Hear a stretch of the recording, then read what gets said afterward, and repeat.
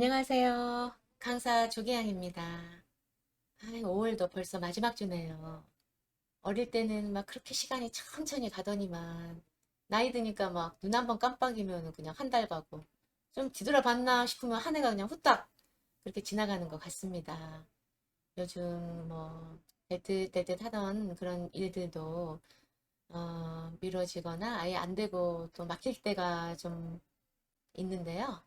아무리 지금 현재 상황이 이제 코로나19라는 그런 특수한 상황이긴 하지만요.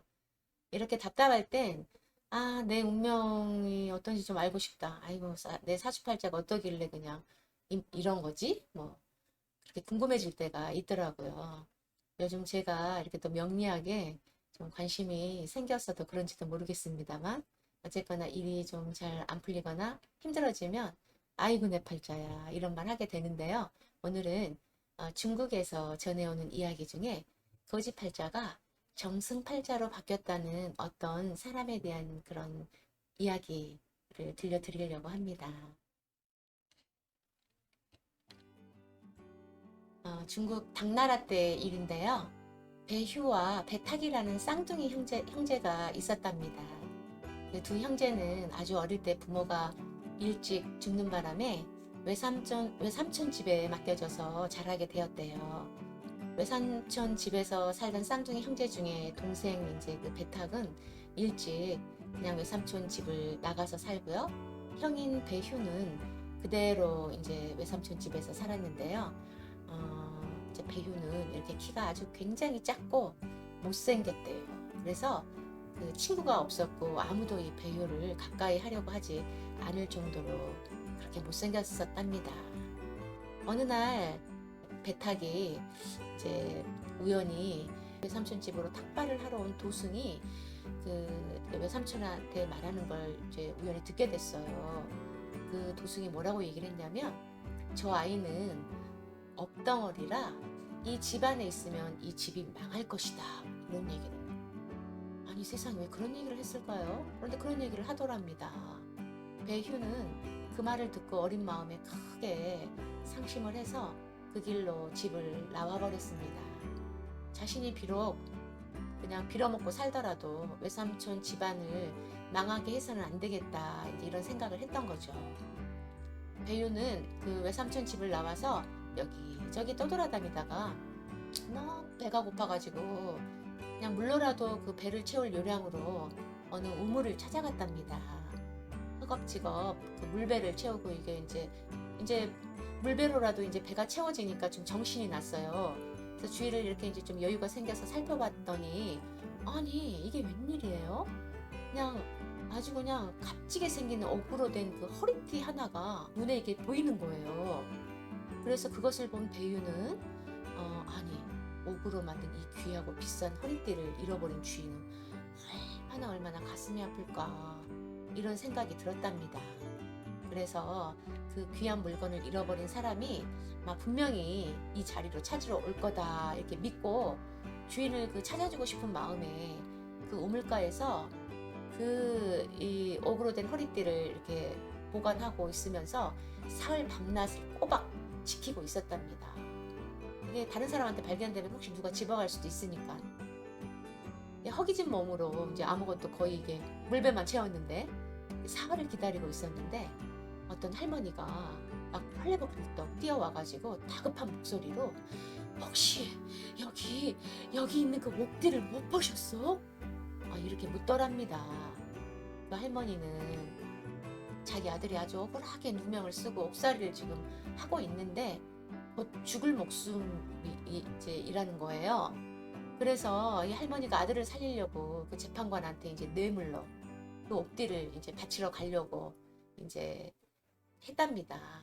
그런데 이제 그 옥띠를 들고 절에 가서 또 이렇게 정성조 좀 드리고 그러려고 이제 이 우물에 와서 이 목욕제계를 이제 딱 하고 이제 그냥 급한 마음에 그냥 그 옥으로 된 허리띠 거기다 놔두고 그냥 급히 그냥 길을 떠난 거죠.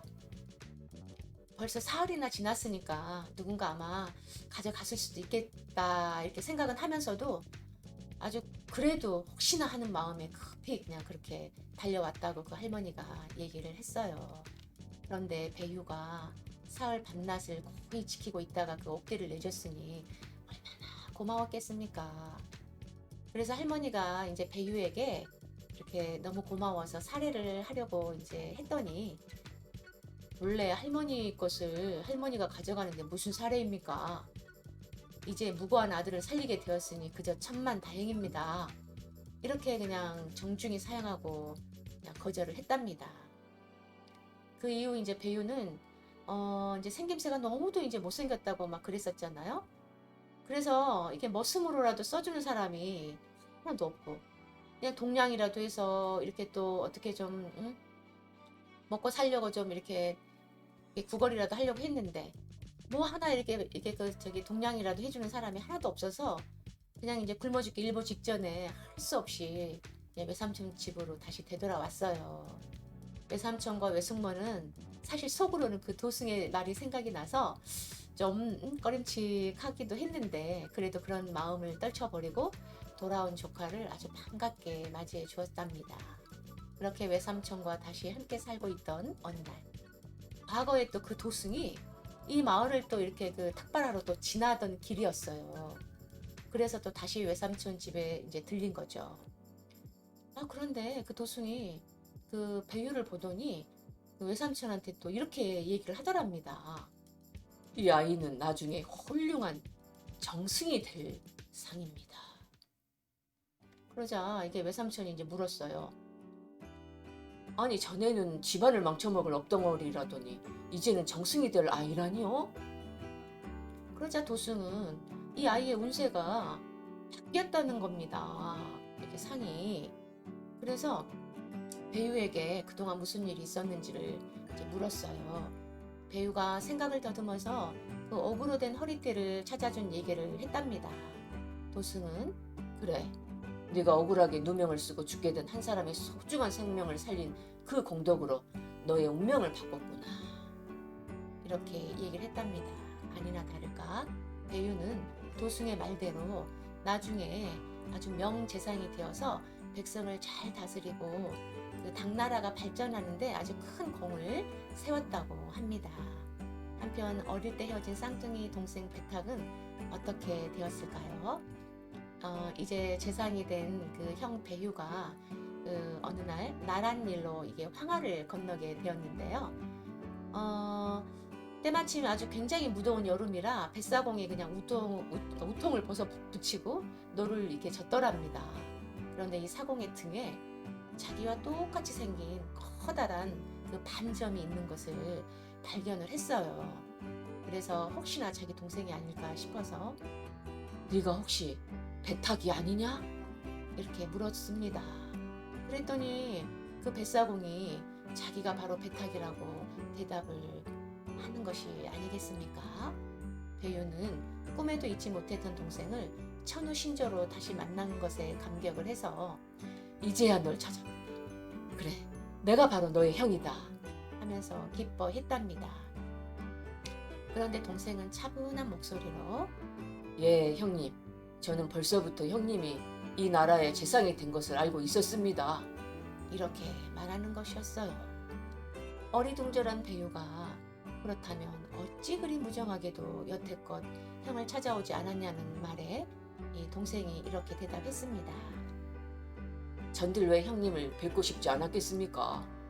그러나 제가 배운 것이라고는 이 노젓는 일인데 형님을 찾아가면 할 일 없이 저를 놀게 하고 먹여줄 터이니 사람이 그 짓을 어떻게 하겠습니까?